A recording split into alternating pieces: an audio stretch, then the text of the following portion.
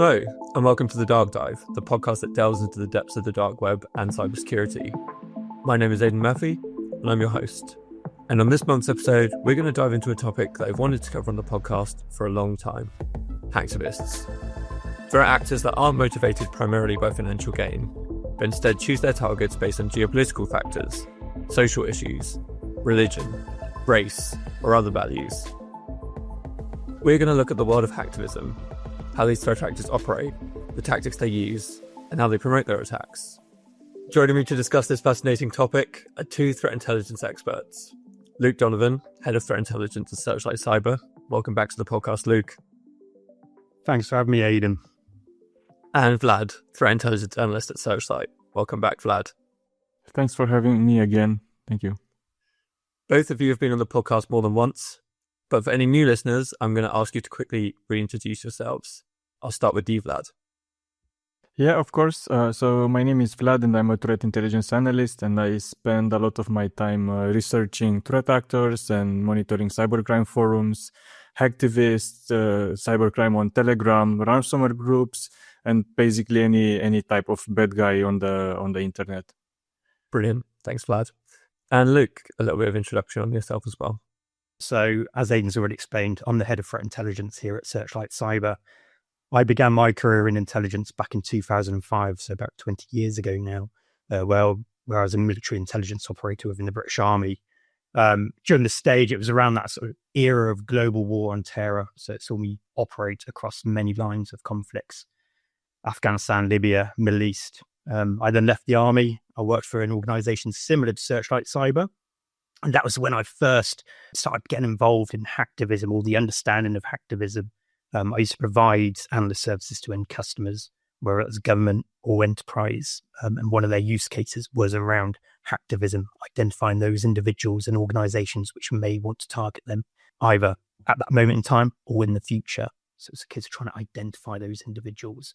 Since then, I find myself here, as explained, at Searchlight Cyber as Head of Threat Intelligence, where my remit is around the data collection side of things of the platform, ensuring we've got the right collection coming in, and also around the product development side of things, making sure we've got the features which will enable end users to get the best out of our platform.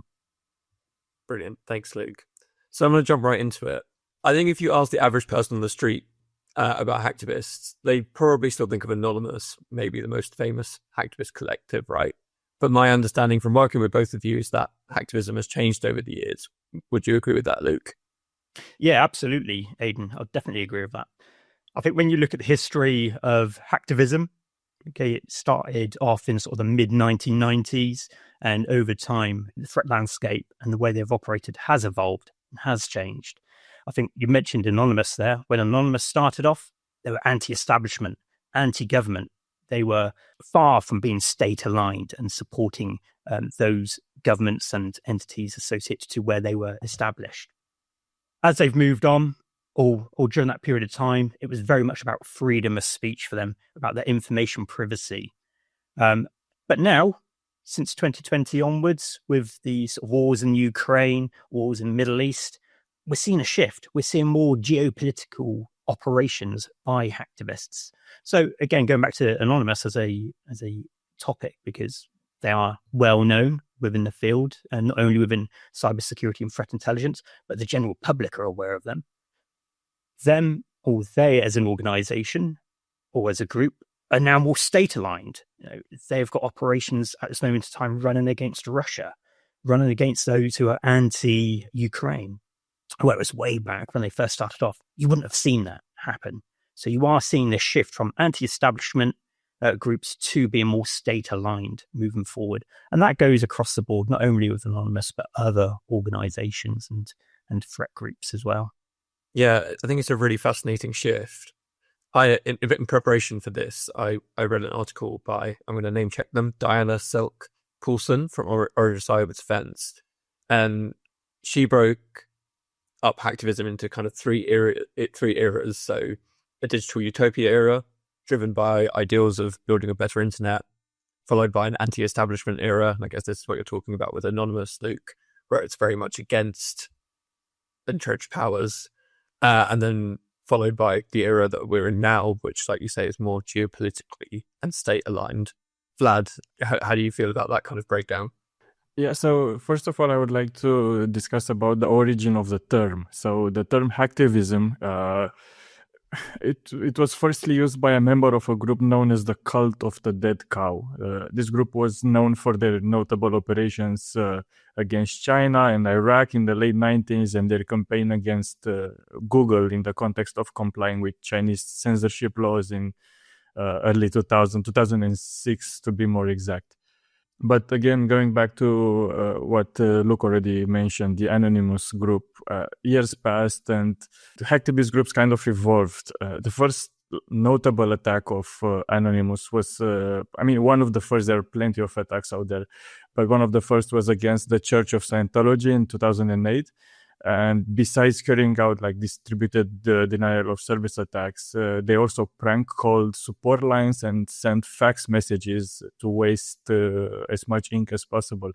And this shows that back then they were trying to be bothersome. They were trying to interrupt the activities of their targets, but they weren't actually causing that much damage as they're doing right now with the data exfiltration and so on. So it was more of a joke, and it wasn't a serious matter. But nowadays it kind of switched from this like little kids activities to more serious stuff. Yeah, again, it's an interesting transition, isn't it? So what you're describing there, it's almost kind of like protest stunts. Maybe that's slightly underselling it, because I'm sure there were problems caused by Anonymous. But like you say, the scale of what we're going to talk about, how hacktivist groups have come to today, is really quite different. I guess, like, I think you were correct, Vlad, to take a step back to kind of go back to fundamentals of where the term came from. One way we could look at this is maybe the fundamental tenets of hacktivism. So I guess the place I wanted to start was with motivations, because for me, the main differentiation between hacktivists and other types of cyber criminals begins really with the changing motivations. Like I said in my introduction, mostly when we're talking about cyber criminals, we're talking about those who are motivated by financial means. So ransomware groups maybe being the most obvious example. They're very clearly doing it for kind of financial benefit, but hacktivist groups have different motivations. Luke, I guess, would you kind of agree with that statement? And is that the way to define them? Yeah, on the broad terms of things, I would agree.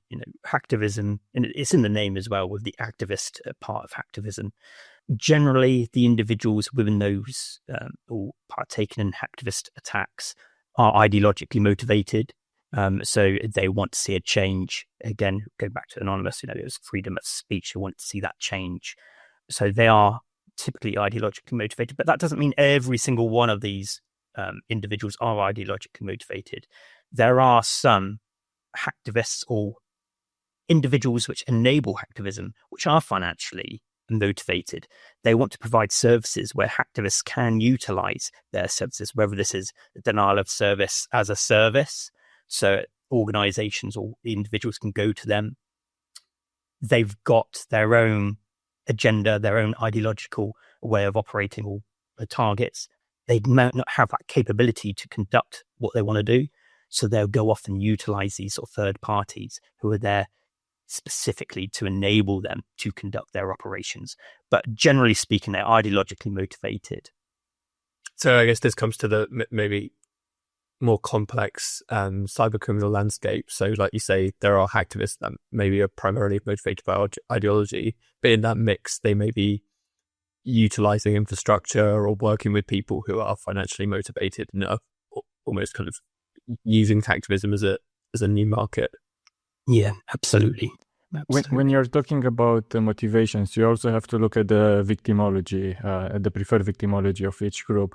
And when you see that a specific group is targeting these countries and these religions and these political regimes to show their alleged superiority, it kind of implies that they're ideologically motivated. If they start the group on an ideological motivation type of path, they usually keep that path and they don't necessarily move over to being financially motivated over time. But again, we're going to discuss about this later in one of the examples that I have prepared. Brilliant. No, but you have brought us nicely onto the next topic I had, which again, so that the defining tenets of hacktivism, again, in terms of their victimology and their targets. So what you're saying there, Vlad, is they're choosing their targets. Again, so if they were financially motivated, they'd be choosing companies that have the highest revenues, or maybe being a little bit more opportunistic and looking at the companies that have, the most vulnerabilities. But hacktivists are working in a slightly different way, and they're choosing their targets on other criteria. Is that right, Vlad? Is that fair to say? Well, their criteria is usually loosely defined. A lot of activist groups, they're a bit more opportunistic than that. They, for example, if there's a pro-Russian group out there, they will attack anything they can get their hands on, supporting Ukraine, for example, in the war. They don't necessarily target a specific country or a specific entity. They just, if they can find a vulnerable website belonging to a country that supports Ukraine, then they will attack it. Most of the time, they don't target specific governmental institutions, for example. They don't really go for the high impact entities, because more often than not, they do not have the capabilities, and they're not that sophisticated to be able to attack sensitive targets. Yeah, so I guess what you're saying is they've got these broad ideologies, and any target who is opposed to their ideology is effectively fair game, depending on who they can hit. So like you say, if they're pro-Russian, that actually opens up quite a lot of targets, because any country, I guess, who supports Ukraine, and any entity within that country that supports Ukraine is effectively up for grabs. And I think it is quite an important point in this to say that I sometimes think people get confused and think that when we talk about hacktivism, hacktivists would only be targeting government entities, but that's not necessarily the case, is it, Luke? I think that's a slight misconception. Absolutely, Aidan. Completely agree with that. So far in this conversation, we've discussed around the geopolitical hacktivists out there supporting a government, supporting a regime, and targeting other regimes or countries. But there are still the enterprise or the company-based hacktivists which are out there who will target specific organizations, specific targets, because that organization, because that target has done something which they disagree with. I remember back in the day, I worked with the travel industry looking at, so one of the organizations I worked with, they provided travel excursions, exploiting, or the way the hacktivists saw it, exploiting animals, exploiting nature in order for this organization to make money. So this hacktivist group targeted them. They gained access to their systems.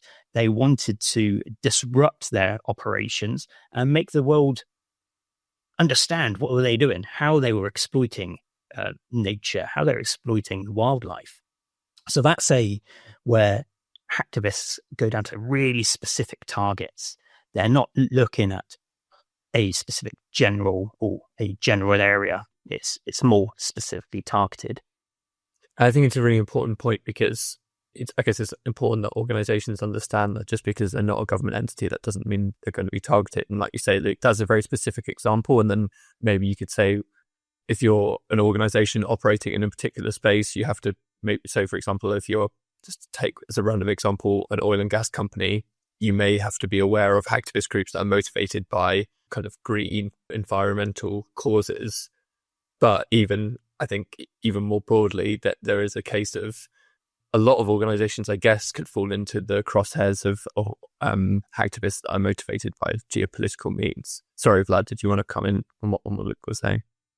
Another example of a trigger event that I found interesting, it was related to a series of attacks. These attacks were carried by a pro-Russian group known as No Name 05716, and they were carried against Spanish entities.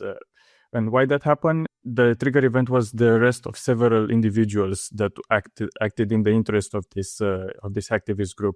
The arrest was carried out by the Spanish Guardia Civil. And of course, the hacktivist group started targeting websites of Spanish entities such as banks, transport companies, local authorities of multiple cities, tribunals, ports, and more. This shows that hacktivists would rather cast a wide net and target as I mentioned earlier, anything remotely going against their ideology rather than focus on a specific target, which in this case, the real adversary for them was Guardia Civil. They were just very upset that some of their group members were arrested by this group. So they don't really care about the government institution itself. If they're upset on something, they would just attack anything within that area. I think that brilliantly illustrates the point, because like you say, so this is a great example of they've turned against Spain. And if you're a bank in Spain, you may not consider yourself really the target of hacktivists. You may not even be aware that Guardia Civil has made these arrests. But in spite of that, the hacktivists do see you as their target, because they don't make the distinction, like you say, Vlad. You're part of the Spanish infrastructure. They've turned against Spain as a whole, and then you are the target. One thing I did just want to touch on, because I think we've talked around it a little bit, but again, another thing I've written down is kind of one of the defining tenets of hacktivism is the tactics that hacktivists use. And you mentioned, Vlad, earlier how these have evolved over time as hacktivism has changed. But I guess if we're talking about modern hacktivism now, I think there are some tactics that we tend to see more commonly than others. So Luke, you mentioned the use of denial of service. Vlad, maybe you could just give a little bit of an overview of the types of tactics we observe hacktivists using typically. Of course. So the basic tactics usually involved any kind of attacks against brand image, so website defacement and spreading of misinformation. And then the next level is usually data leaks, which sometimes come bundled with an extortion attempt. So in order to obtain the data, they also need access to the victim's network, and it needs to be obtained based on the sophistication of that group. That involves using leaked or weak access credentials, social engineering, or maybe exploitation of technical vulnerabilities, but only in the case when the group is actually capable of doing that. You mentioned distributed denial of service attacks, and for that, some groups are renting out their infrastructure or their tools, but on other occasions, we saw groups that even developed their own tools and they were selling that or renting it as a service. An example of such a tool is called DDoSia. It's a tool developed by a pro-Russian group. But now, more recently, things evolved even further, and it appeared that some hacktivist groups also started looking into ways of obtaining actual financial benefits from their attacks. Groups like Cyberfolk or Azasec started using actual ransomware. And Azasec even operated a name and shame blog like other notorious ransomware groups such as Lockbit, for example. Azasec also claimed that they are a decentralized private military contractor, ransomware as a service syndicate, and a botnet operator. So they used a lot of fancy words to describe themselves. It doesn't necessarily mean it's true, but if they're saying that, we have to keep that in the back of our minds, because we rarely know all their background. But again, a lot of fancy words, and their blog is currently offline. So yeah, that says a lot about them.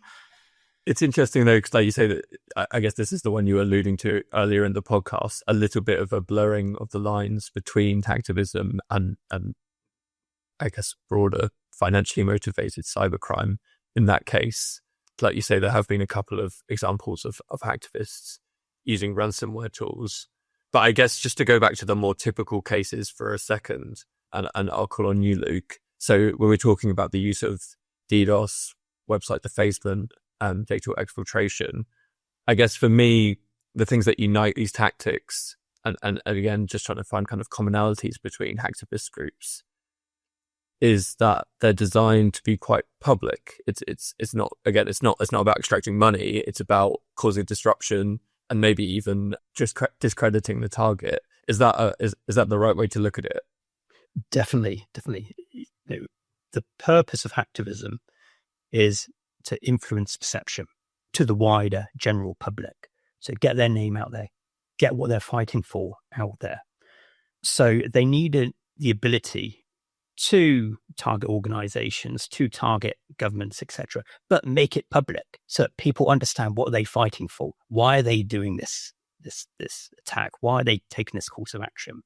So you will see these hacktivist groups, not all of them, but a fair few of them, will be more public, be more vocal, They will be out there, which makes it really interesting to go off and start identifying them, tracking them. Who are their targets? So you can proactively identify who could they target in the future.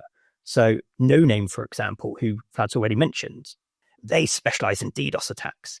And they have a channel on Telegram where they will list who are they going to attack and what ones have they attacked and provide evidence as to who they've attacked. You've got defacement campaigns, again, as Vlad's mentioned.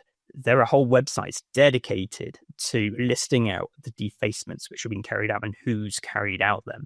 So again, you can get a feel for what's that actor or that hacktivist trying to achieve by looking at their victims and why are they doing it. Going back to the No Name example, the DDoS attacks, as Vlad rightly pointed out, they have been targeted in Spain, but they're also targeted in the UK. The UK transport sector, the financial sector, manufacturing sector, that they make it really clear who and why they're doing this. Anonymous as well. Anonymous have loads of different campaigns, and you can track their campaigns. They'll usually use a hashtag and an op followed by what campaign they're running. So you can see Russia, for example, what activities are they conducted or planning to conduct against Russia. That has been an ongoing sort of TTP or modus operandi by that group, is making it very clear who are they targeting. I done a piece of work a couple of years ago now for a UK government element who were targeted. The organization was hit. There was unauthorized access to some of their servers. They reached out and said, right, who's targeted us? Who's gained access to our systems? Okay, they didn't have a clue. But by looking through historic information, by looking through messages posted about their infrastructure, posted about them as an organization, you can track down who was targeting them, because it made it really, really clear. And the reasons why they're targeting, what were they targeting, and how were they going to target them? So yeah, they are very much more out there. You can view them, you can see them, vocal. Their activities. Yeah, absolutely. Yeah, and this comes to something that, again, I find very interesting about hacktivist groups. I'm going to let you talk us through this, Vlad. But where do we typically observe hacktivism these days? So I would say that hacktivists generally use instant messaging platforms like Telegram to promote themselves, to boast about their achievements, and also recruit new affiliates. Most notable hacktivist groups operate at least one Telegram channel, because a lot of them have backup ones in case the main ones are getting taken down by Telegram or by law enforcement. Others are also active on platforms like X, formerly known as Twitter, and we saw some early signs at some point of migration to Signal, especially after the change of Telegram's privacy policy, which supposedly would enhance the platform's exchange of information, including user IPs with law enforcement. And we have to understand why they use Telegram so much. Well, it's free. It's easy to create channels and group chats and to manage them. It's used heavily as a marketing tool. It allows hacktivists to gain easy exposure thanks to the really large user base. It's used for recruiting, as I mentioned, and there is a low chance of getting their channels taken down due to a rather permissive moderation approach. What they share on Telegram, it really depends on each group. Before the attack, we don't really see much. Sometimes there are announcements being made mentioning upcoming attacks, but usually the posts are being created during or after the actual attack. Screenshots of websites taken offline during a distributed denial of service attack, samples of data if breaches occur, videos, and any additional details, basically, such as information captured from the compromised resource and so on. Did you want to comment on that, Luke? Social media is also one of those other sources worth investigating. Again, it depends on what organization you are and your assets, your infrastructure, who might be targeting you. So oil and gas, for example, you can look on social media, you can look across Facebook, you can find groups who will be targeting the oil and gas industry. There are dedicated, clear websites out there who will targeting these groups. Now, although we say a lot of this information is open, you can gather this information, you can understand what their plans are. Some of it is closed off, Vlad's already sort of mentioned the use of Signal, for example. Same on clear websites, social media as well. There are these closed areas where if you can gain access to them, you can then start working out exact dates, times, who's involved in these operations. So it's not only the dark web, it's those Telegram channels, it's your social media. You can see it all over, but it will depend on what you are protecting yourself against or why somebody might target you in terms of where that information could be posted online. Yeah, and I think the use of Telegram in particular, I find really fascinating. For anybody who's interested, we did do a previous episode on Telegram and other messaging channels, including Vlad here, who is the expert. I remember you showing me some of these Telegram groups, Vlad's, the Hacktivist Telegram groups, and they've got thousands of followers.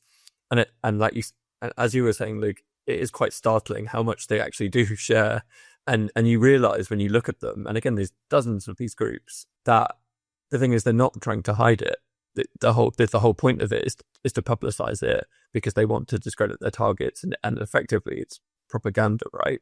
So it is different to other types of cybercrime in that sense, because, for example, if you're just a pure data extortion group doing it for financial gain, you don't want to publicize it because you don't want to tip off your victims. You don't want to draw attention of law enforcement. You don't want to draw attention of anybody, really. So you might be using, again, what we usually talk about on here, the dark web. You might be using kind of very closed sources. That hacktivism is different. And I think even if we think back to Anonymous, I mean, again, when most people think of Anonymous, which are the first thing they have is that image of the V for Vendetta mask that was kind of taken on board, and it, it's iconography of the Anonymous group now, because again, kind of building these brands is part of it. Would you agree with that, Luke? Absolutely. You've got to brand yourself. What is it you're fighting for? What is it you're aiming to achieve? How do you want to influence those individuals? Build up that persona around you as a group. And then through that, you can engage with the community then as well. So the community will start engaging with you. There are groups out there who are really heavily involved in the community, whereby they've proved themselves in terms of what they want to achieve. And now people will go to those groups and say, well, can you hit this target? Can you hit this target? Because they've got that brand. They know what they're fighting for. Other people will go with them with similar targets. So that hacktivist group can then review those targets and go, you know what? Yeah, this hits our ideological sort of standpoint. Let's review this. Let's go off and target them. So building up that persona, building up that presence. They have an ideology behind them, and often a kind of philosophy that they're trying to push as well. And that's part of it. And like you say, they're trying to gather followers. I think maybe at this point, it might be good to bring in some examples, if that's okay. And going back to what we were talking about at the beginning, about how these groups have become increasingly geopolitically aligned. Vlad, are there any examples you can kind of give the listeners of the kind of groups we see today and their alignments, I guess? Of course. So I would like to start off by mentioning that a lot of the current day hacktivist activities are related to a small number of major world events, such as, let's say, the Russia-Ukraine war and the Israel-Palestine war. We saw hacktivists choosing sides generally in Russia's interest and attacking entities from countries that supported Ukraine, as we already mentioned. The most notorious example has been already called out, no name 05716. They launched hundreds of distributed denial of service attacks. But on the other side of the fence, we have Blackjack, which is a hacking group linked to the Ukrainian intelligence services. And of course, their main target is Russia. And what's interesting about them is that they use a wiper malware known as Shamoon, and also the notorious ransomware strain Lockbit, among other popular tools like, let's say, AnyDesk, Putty, Mimikatz, and more. This is a very good example of a case where hacktivism and state-aligned operations cross paths. Moving over to the Israel and Palestine conflict, we saw Handala Hack Team, which is a pro-Palestine hacktivist group, which gained notoriety in the past year, I would say, attacking more than 70 Israel-based entities. This group appears to be more sophisticated than the average hacktivist group. They also engage in data exfiltration, They conduct supply chain attacks, and they operate a shaming block. The group, of course, is also active on Telegram, where they share a lot of anti-Israel information. There are all sorts of other examples. There are examples of hacktivists that don't necessarily operate on Telegram channels, but they do strongly act on Russia's interests. For example, a major event recently, actually there are a chain of multiple events, were elections across the world. These groups, their objective was to manipulate the public to vote for a candidate who viewed Russia as a possible partner rather than a threat. So they were spreading misinformation, mostly on TikTok, on Telegram. Such campaigns were observed in 2024 in the US, in Croatia, in Romania. So they don't really care about the country as long as they can manipulate the masses into vote into something that Russia can gain benefit from.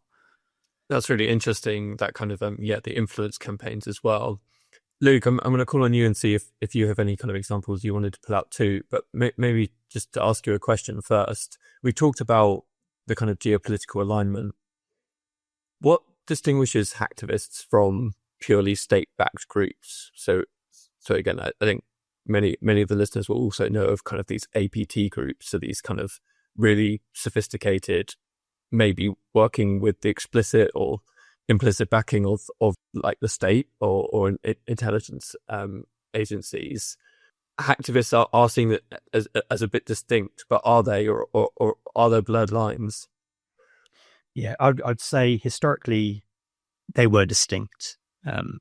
What hacktivists wanted to achieve compared to what your nation-backed groups and nations generally want to achieve. Now, and that goes back to our first point, which you raised, Aidan, about sort of that evolution of hacktivism. Initially hacktivism, or sort of the second, third stage of hacktivism, it was anti-government. That goes against what a lot of these government entities are after. As time's gone on, however, they are becoming more aligned.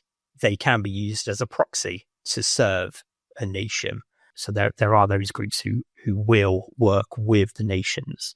I think Vlad mentioned one, for example, which draws both those parallels together, that nation-backed groups, what does the state want to achieve, and these hacktivist groups joining them together. Just wanted to say that as technology evolves and most entities out there, they are getting better at defending their networks. Hacktivist groups generally do not have a lot of financial means, and state-backed actors, they do have all that resourcing, they do have all that infrastructure needed to successfully attack certain entities. So this is where hacktivists start losing their powers. Basically, just it's harder and harder for them to target specific entities, and they need some sort of support from somewhere, and sometimes that support comes up from nation state. That's an interesting way to look at it as well. Okay, so I guess there's two different angles there. So one is these hacktivist groups, like you say, Luke, just being kind of useful proxies, and if they're doing damage but to other states, and that's broadly aligned with the state that they're within, their goals, then maybe they'll just be kind of left to their own devices. But what you're saying, Vlad, is they're actually trying to collaborate in order to get more resources to conduct their attacks. You brought up a couple of times now the sophistication of hacktivist groups, and I'm going to caveat right at the beginning here that this is a broad spectrum, and it's very hard to talk about hacktivist groups generally. That there will be some that are more sophisticated than others, some that have much larger resources, some that could just be a couple of people. In general, in your observations, would you say that hacktivist groups are on the lower scale of sophistication compared to the wider cybercriminal ecosystem, Vlad? Usually, yes, I would say yes. But I mean, most hacktivist groups out there, they're just a bunch of kids with access to internet and Telegram, basically. So they're not capable of carrying out sophisticated attacks. But in the recent years, that scale kind of shifted a bit towards more sophisticated groups. But again, this is still heavily inclining towards lower sophistication at this point in time. But we do see more and more groups starting using ransomware, as I mentioned, or starting engaging in a more sophisticated campaigns. We'll see what the future holds on this topic. But at this point in time, right now, I would say the scale kind of still tips towards lower sophistication groups. Okay, so maybe another evolving trend, but like you say, at the moment, it's if you're making broad statements, which I know we don't like to make, you would say maybe still towards the less sophisticated side. Did you want to comment on that, Luke?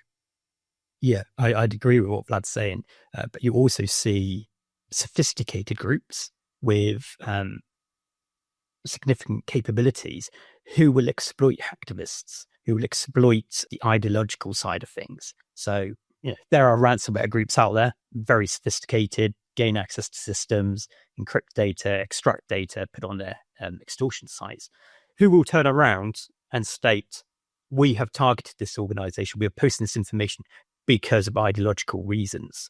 Some of that you can take with a pinch of salt, but these are highly capable individuals who are potentially jumping on that bandwagon of using hacktivism as a means of justifying their actions, but being financially motivated. Yeah, and I guess, like you said, Vlad, maybe that trend comes from slightly these global conflicts intensifying the geopolitical situation, and then ransomware groups can, jump on that bandwagon and use it to justify their actions as well. One trend that you flagged to me last year, Vlad, was almost like a teaming up of different hacktivist groups. I know we've talked a little bit about it already, but you saw quite a lot of groups that were aligned maybe with the same broad ideological motivations. But I remember you showing me kind of team ups of like dozens of hacktivist groups kind of along a certain goal. Could you maybe explain that trend to the listeners a little bit? Some groups do indeed choose to join forces, and at some point in 2024, there was an alliance of over 70 hacktivist groups known as the Holy League. This Holy League was made out of two other smaller associations, one named High Society and the other 7th October Union.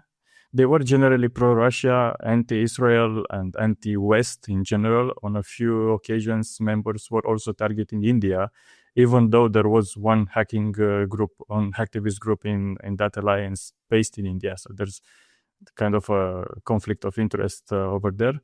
It didn't really last long, though. I mean, as of 2025, most groups continued by their activities by themselves. There's only 6 or 7 groups still part of this alliance, at least based on their Telegram presence. But again, this alliance was actually more of an echo chamber rather than a focus of power and resources. So they were just resharing their achievements one for the other. They weren't really focusing their powers to conduct large-scale attacks. I think it is a very fascinating trend because, like you say, within that mix, you have lots of different ideologies going on, and you can see where there might be common areas in the Venn diagram, but it's not massively shocking to me that it didn't last. The Holy Alliance didn't last very long, where they all have maybe slightly competing ideologies as well. To that last point you just made about people using it as an echo chamber, promoting their attacks. Maybe you can come on this, Luke. How much should we be taking hacktivists' claims on face value? I see quite a lot when you read about different hacktivist attacks about they claim to have conducted a DDoS attack, but maybe the website only went down for 2 minutes or something. How much skepticism should people have when they see hacktivist claims on things like Telegram or elsewhere? It's where it comes down to the reliability and credibility of the different groups. You have to take each group separately and work out what have they done in the past, what evidence is there to support their claims, their actions, because some, they will try and pull the wool over people's eyes, say, look what we've done, when actually they haven't done anything. Whereas others, they're hitting a lot of targets and they're providing the evidence of it. So it would completely depend on what group you are dealing with at the time. Because I guess there is a motivation for them to not necessarily be truthful. I'm not the first person to have said this. Reading around about this topic, a lot of people say it. But even if they give the impression that they've managed to, for example, compromise quite a big entity, the damage, reputational damage they can do to that country, making people believe that their state isn't as secure as they thought it was, that can be enough. So whether they've actually conducted the attack at all, or if they conducted the attack but not to the extent they claim, there is a motivation for them not to necessarily be truthful. There is. And again, it comes down to what is their aim? Their aim is to sort of incite instability within organizations, within countries. It's to influence that perception again. So if they can jump on something which has happened and state that they were behind this, and get that knowledge out there, it's helping them achieve their aims. Yeah. And I guess maybe just to wrap up then, so Luke, you've talked about this a little bit, but maybe I'll ask each of you, what would you recommend that security professionals listening to this, how should they go about, I guess, preparing for the hacktivist threat, and what can they do to protect themselves? Maybe, Vlad, I'll call on you first. Yeah, so, I mean, any kind of general cybersecurity defenses can be taken against these groups. They are, after all, employing similar TTPs as any other hacking group out there. So, first of all, continuously monitor hacktivist groups and their target and their choice of targets in terms of region, industry. Especially if you're active in the critical infrastructure or military or defense, you have to really make sure that you're monitoring these groups. There are multiple commercial services and products that help mitigate DDoS attacks, for example, and protect your infrastructure. You really have to monitor your attack surface and infrastructure continuously for any signs of attempted intrusions. But this can also help with defending against financially motivated groups, not only hacktivism. So most general advice out there is also applicable in the hacktivist region. I guess it is also just being aware that you might be targeted by a politically or ideologically motivated group as well as a financially motivated group, right, Vlad? It's that understanding that someone might just be out to deface your website or take your services down, but not necessarily be looking to steal your data. And obviously, those are both threats that you should be prepared for. From your perspective, Luke, what can people be doing against hacktivist activity? Yeah. So I'd agree with Vlad. There are vendors out there which you can utilize. As we've already discussed, these hacktivist groups, they can be noisy. They want to get their names out there. They're going to inform you who are they potentially going to target. So you could go off, you could look across open source data and try and find mentions of your name, of your organization, of your assets, and then monitor for that to give you that early warning that you are potentially going to be attacked. However, I'll take a step further back, because that's where we look at the tactical level. What can you do as an organization? But quite often we forget about the more operational, strategic level. There are different frameworks out there which you can utilize in order to make sure you are prepared, making sure you've got more of a holistic view of your organization. One of these frameworks is a thing called the intelligence preparation of the operational environment. So there's 4 stages to this. And I'll bring it up now because I do think it's relevant not only to hacktivists or hacktivism, but also wider sort of cyber threats towards organizations. So there are 4 steps. First step is sort of defining your operational environment. So how are you operating? What are your areas of interest? What are the characteristics of your business? If you understand the characteristics of your business, you can start to understand who might target you and why might they target you. The second one is to look at those characteristics and understand the environmental impact or the effects on your operational environment. So how do changes within your environment, or within your operational environment, create challenges to you and also provide opportunities for adversaries? Okay, so are you moving into a new geographical location? If so, what impact does that have on you? What challenges does it have? And how can that impact your adversaries? Third phase is to evaluate the threat. So because you're seeing these changes or you're trying to identify these changes, how will that impact your threat actors? Who might target you now because you're changing the way you're operating?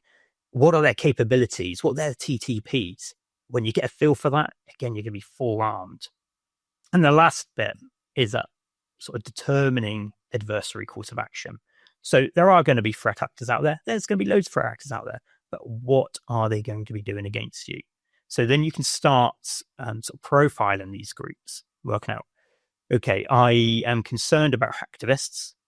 What hacktivists might target me? So I can go off and do my research. How do those hacktivists operate? Is it that they only operate on DDoS attacks? Is it that they try and gain unauthorized access to extract my data and post it online? So what threats am I looking at? And then through all of those steps, you can then put together sort of your security parameters. You can protect your organization in a more holistic approach. I think it's a really helpful way of looking at it. And I think something you said to me before, Luke, is that, I don't know if maybe good news is the wrong way to put it, but kind of the good news about hacktivists is like you say, if you've gone through that process and you've identified that that's something within that model you need to be concerned about, the good news on hacktivists is that there is a lot of information out there to profile them, because as we've been talking about, they are public by nature, a lot of them. So it's a slightly different prospect than, again, data extortionists or something like that, in that you can go out there onto Telegram or on social media, and if you are gathering the right sources, you can start to kind of build a profile of the tactics used by the groups who might likely target you. Great. Well, that seems like a good note to draw a line under this episode of The Dark Dive. A big thank you to Luke and Vlad for joining me. The Dark Dive will be back with a brand new topic next month. Make sure you don't miss it by following us for free on Apple Podcasts, Spotify, YouTube, or whatever app you use to listen to your podcasts. And remember, if you have a question for us, a guest, or a topic you'd like us to cover, you can get in touch with us through the contact details in the show notes. Until next time, stay safe.